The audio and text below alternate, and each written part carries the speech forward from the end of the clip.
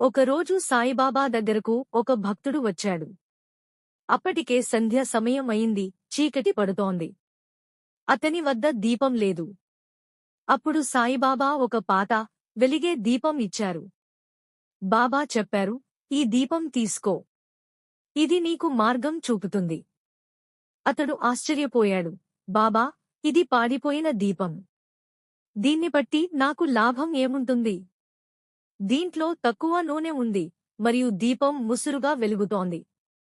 బాబా చిరునవ్వుతో చెప్పారు, నీవు దీన్ని తీసుకెళ్ళు. దారి చూపుతుంది. ఆ భక్తుడు ఆ దీపాన్ని తీసుకుని వెళ్ళాడు.